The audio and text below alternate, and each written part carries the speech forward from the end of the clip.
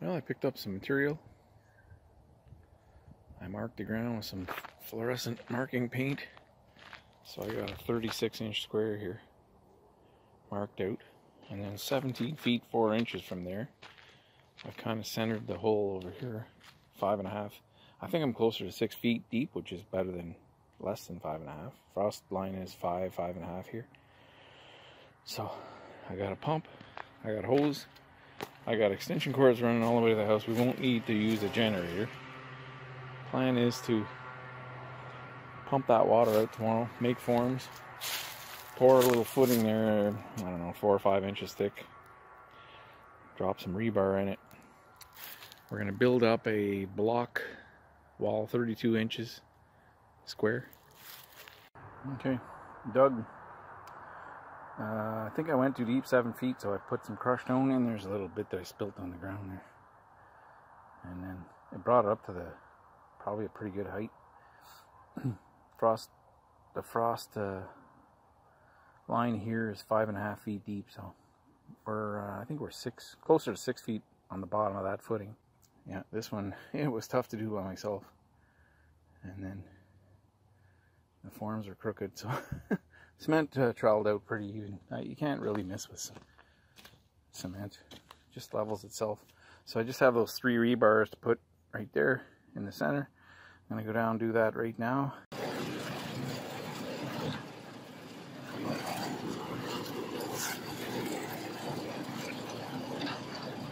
Bricklayer got all this done today. That's looking good.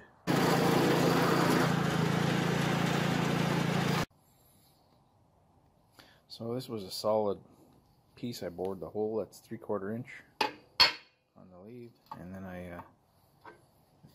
it didn't turn. The finish is not the greatest. It's actually terrible. It's gonna be pointing inwards. You won't see it. And then I'm gonna space it off with this 1/2 inch square stuff I have laying around. And yeah, I'll give you an update on the Gates of Hell project. Yeah, we're 17th of November now, and it's gotten cold. It snowed yesterday, and it's staying. The snow's staying so far. It'll probably be here all week because they're calling for below freezing temperatures, 22, 24 Fahrenheit overnight. Daytime highs of around 30. That's -2 daytime high Celsius and -6 at night, roughly. I think it's going down to -8 in a couple of nights, but it's getting harder and harder to work. Like, so far it's been pretty good. It's been really good, actually. I got my gate brackets to make. They're made. I got a little more cutting, a little more welding. We're going to try and lay the block all the way up to the top. I thought we did pretty good this year. We're up out of the ground. That was the hardest part. So these are going on, these brackets today. They stick out quite a bit because I think we're off. We're a few inches further over than I was supposed to be. So that's okay. We'll fix that. We'll just bring the blocks over a little bit. See, the finished veneer is going to be out overhanging by 2-3 inches. So we're not that far off. We're out by about 2 inches. I'll bring the whole bin of washers out. So right here you can't put a washer, but over here they fit. So because these are ovalized holes, I don't want the nut going through. Anyway, I don't think it will, but yeah, I think that's plenty strong. And I put a brace in behind there too. When I made these up, I had two of these brackets. They had this piece attached, so I just took a piece of 3/8 and I welded it on there, give it a little extra support. Yeah, let's go get that stuff. And I got my transit out. It's a 2-person operation, but what I do is I just tape my measuring tape. A piece of electrical tape can replace a person, believe it or not. So I got my measurement here. It was 57 9/16 right there. Yeah, if you look down this line here, should be pretty square. Looks pretty square. I don't know. Okay, Bricklayer should be here in the morning. What a beautiful day, sunny. Like I said, it's around 32. I'm gonna keep welding. I gotta weld the plates on the other ones. Shouldn't take very long. I gotta make 4 more U-bolts. These 5/8 threaded rod U-bolts. I just took the torch, heated them, and bent them in the... I got them bent in the vise. And then... yeah. Okay, let's motor. Okay, my brackets for the hinges went on this morning. If the weather keeps up, I could see the gates being hung pretty soon, but the stone veneer that's going to go on the outside of these blocks may not happen till next spring, but that's okay with me. And I got up on there and jumped on there this morning. They don't move. These things don't flex. I got the other 2 to install. I got 2 more U-bolts to make out of this 5/8 all thread.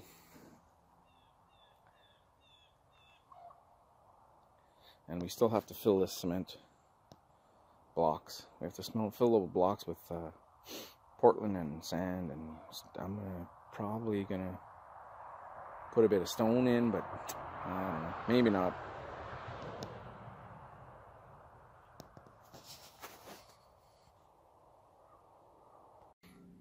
Okay, we poured this last night. We're down. The weather's unbelievable. We're supposed to get about 40 degrees on the weekend.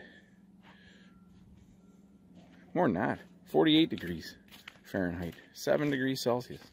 And that's the high for the day and the low overnight, Saturday night. So that could change. It's a long way away, but the only thing I got left to do is fill these.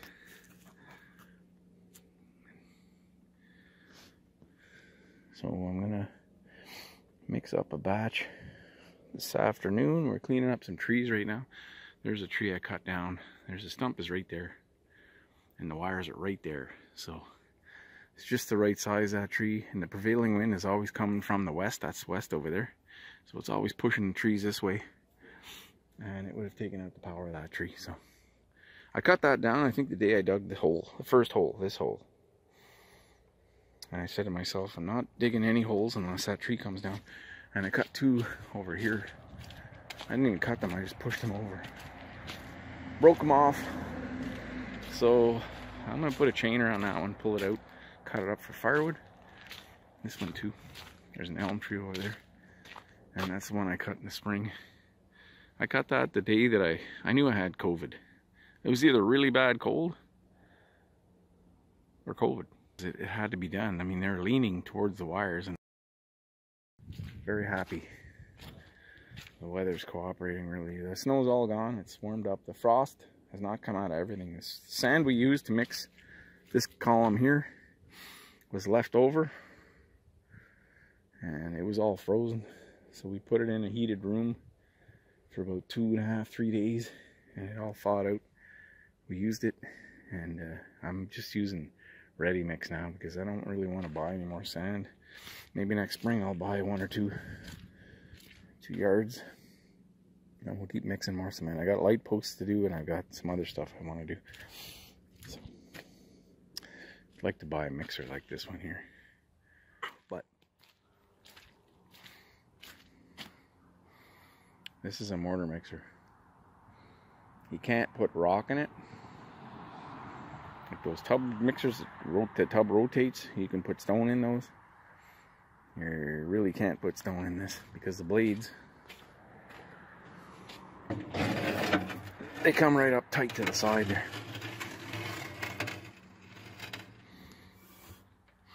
So it's just designed for mixing mortar. Let me put some of those bags. The Sakrete you can mix that stuff because it's got the little tiny stones. They're like 1/4 inch or so.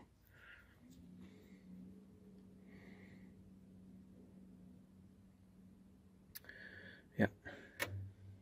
But this is an awesome little mixer. I love this thing. What's nice about it is when you go to tilt it, cement stays in the bottom of this drum. It just there's no effort at all. A 90-pound weakling can dump this out because you can see how the curve on the bottom, cement just stays in the same spot until once it rotates to this point and it starts pouring out.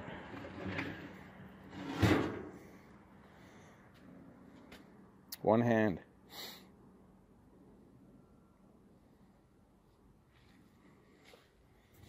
It needs a little help, this thing. I'm gonna clean it up for him. Weld some broken welds and everything. Every weld on this thing is broken pretty much.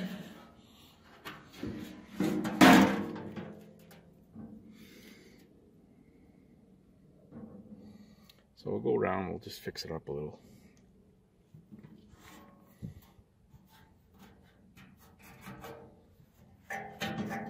It's a, there's the name of that mixer. If you can read that. Some, or something.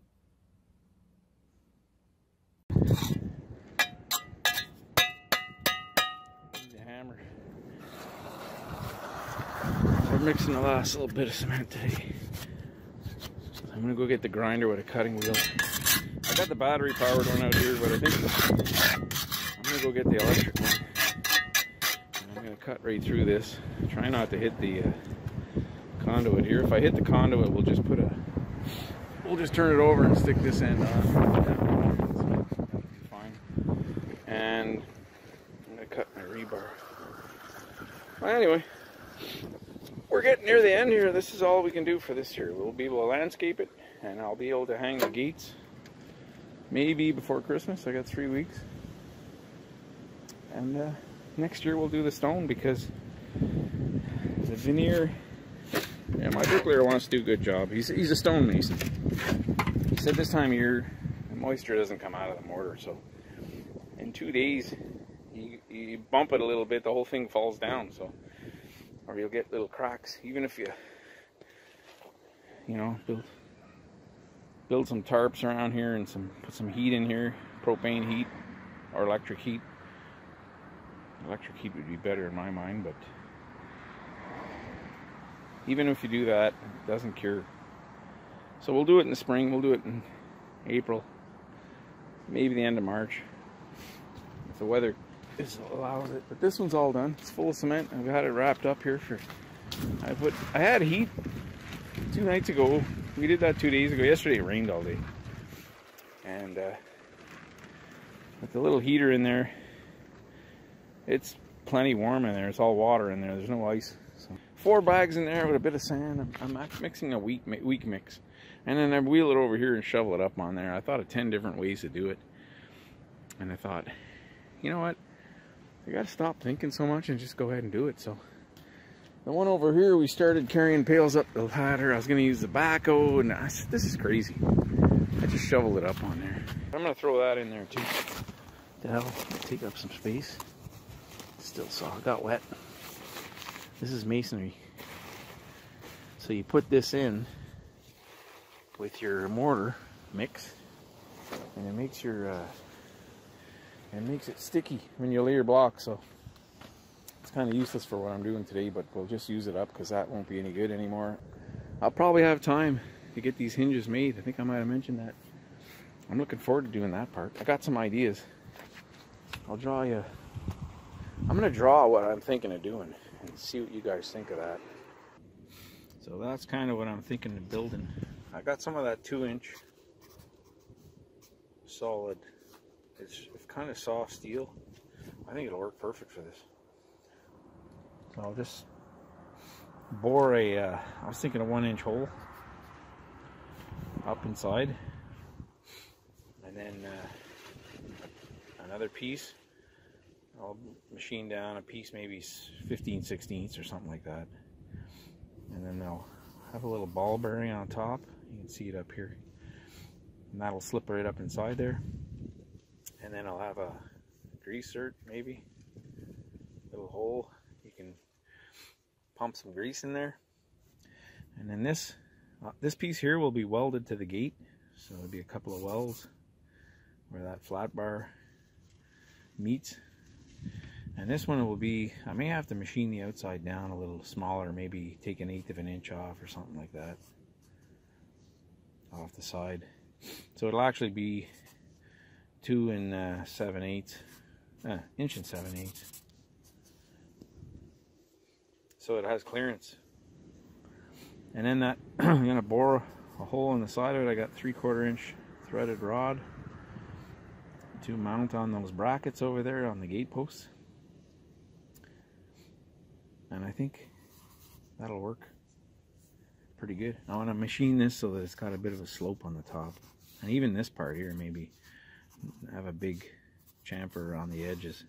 So water runs out of there, doesn't run in. Yeah, that's what I was thinking. So far, I can make this any size I want. It can be 1.25 inches.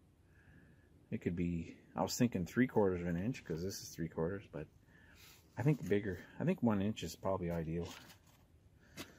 So let me know what you guys think of that idea. And then there'll be 2 nuts on here.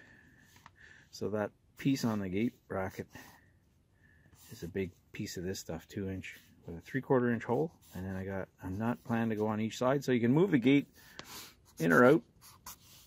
And you can move, you know, the gate's going to be something like this.